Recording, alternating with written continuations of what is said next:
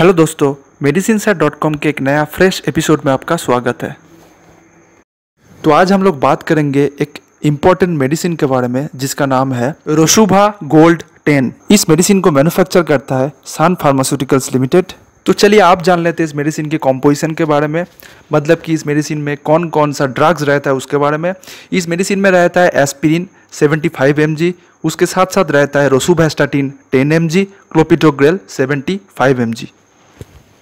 चलिए आप जान लेते हैं इस मेडिसिन की यूजेस के बारे में, मतलब कि इस मेडिसिन कौन कौन सा काम के लिए इस्तेमाल होता है उसके बारे में। तो नॉर्मली इस मेडिसिन को इस्तेमाल किया जाता है हार्ट अटैक को रोकने के लिए, उसके साथ साथ हार्ट अटैक होने का जो चांस है उसे कम करने के लिए। उसके साथ साथ इस मेडिसिन को इस्तेमाल करने से नसों में खून जमने का जो टेंडेंसी है वो भी कम हो जाता है। इस मेडिसिन को इस्तेमाल करने से अगर ब्लड में हाई कोलेस्टेरॉल और हाई ट्राइग्लिसराइड लेवल है तो उसे भी इस मेडिसिन जाके कम करता है। अगर किसी का एंजाइना मतलब कि सीने में दर्द है तो वो भी कम हो जाता है।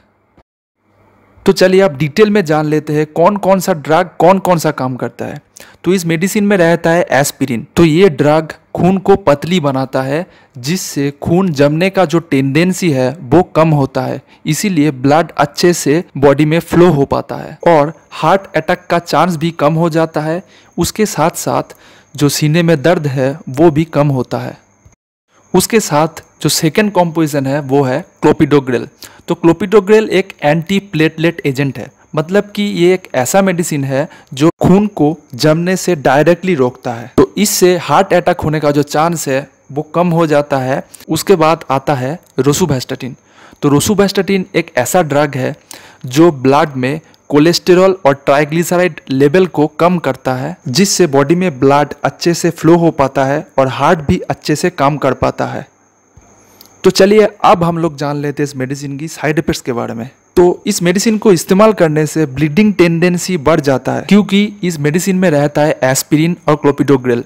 ये दोनों ड्रग ही खून को जमने नहीं देता, इसीलिए अगर किसी बॉडी में अगर काट हो जाए और किसी भी तरह का ऊन हो जाए तो ब्लड नहीं जमता है, ब्लड इजीली निकल जाता है बॉडी से। उसके साथ साथ इस मेडिसिन को इस्तेमाल करने से एब्डोमिनल पेन मतलब कि पेट में दर्द हो सकता है, डाइजेशन में प्रॉब्लम हो सकता है, गैस्ट्रो इंटेस्टिनल ब्लीडिंग हो सकता है, उसके साथ साथ बॉडी में कमजोरी भी हो सकता है। तो चलिए आप जान लेते हैं इस मेडिसिन के वार्निंग के बारे में कि इस मेडिसिन को आपको कब कब इस्तेमाल नहीं करना चाहिए उसके बारे में। अगर आपको पेप्टिक अल्सर है और किसी भी तरह का ब्लीडिंग डिसऑर्डर है तब आपको इस मेडिसिन इस्तेमाल नहीं करना चाहिए। उसके साथ साथ अगर आपको किसी भी तरह का लीवर डिजीज़ है, लीवर का रोग है, तब इस मेडिसिन आपको इस्तेमाल नहीं करना चाहिए।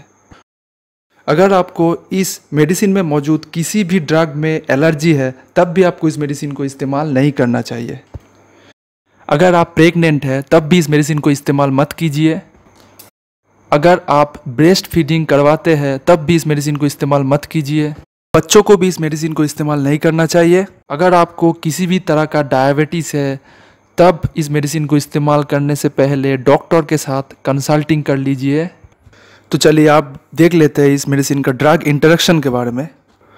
तो स्क्रीन में जो जो ड्रग का नाम है, अगर आप किसी भी तरह का ड्रग का इस्तेमाल कर रहे हैं तो उस ड्रग के साथ इस मेडिसिन का ड्रग इंटरेक्शन हो सकता है। तो पहले डॉक्टर के साथ पूछने के बाद ही इस ड्रग को इस्तेमाल कीजिए, मेडिसिन को इस्तेमाल कीजिए।